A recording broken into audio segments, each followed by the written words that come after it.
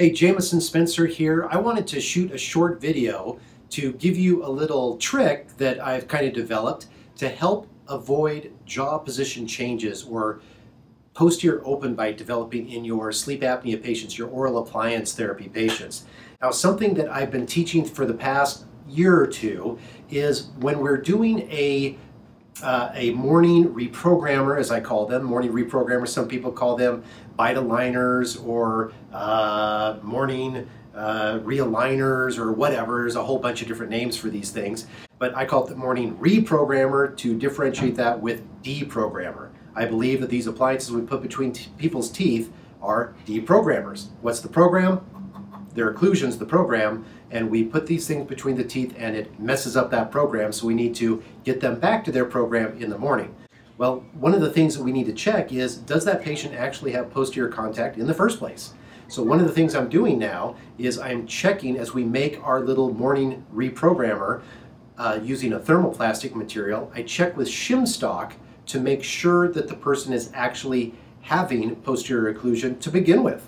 If they don't have posterior contact, then we'll document that before we start the case. If they do have contact, then we need to help that patient maintain that.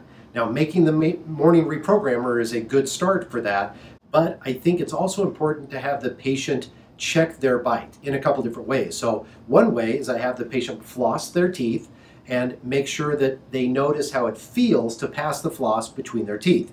If it is going in and out of the contacts like normal, then probably their teeth aren't separating.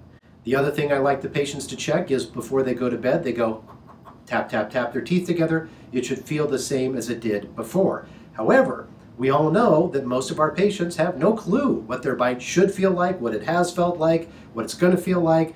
So I've developed a new thing, basically Shimstock for the home, that the patient can use to help figure out if their bite's changing. So after they floss their teeth or before they floss their teeth, whatever, I don't care, they can take their piece of floss and basically double it up on itself and then double it up on itself again. So we have kind of 4 thicknesses of the floss.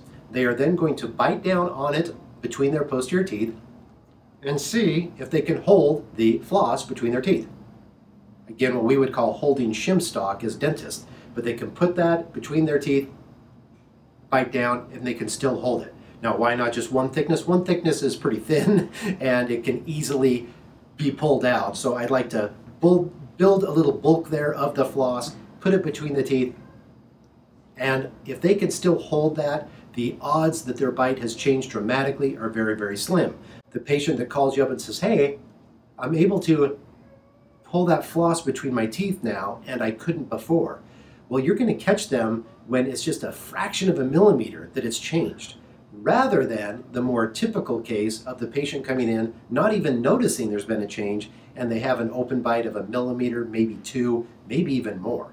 So give that a little try in your practice. It's a quick little tip, doesn't cost you anything, doesn't cost the patient anything, and this can help you avoid some significant bite changes. Take care.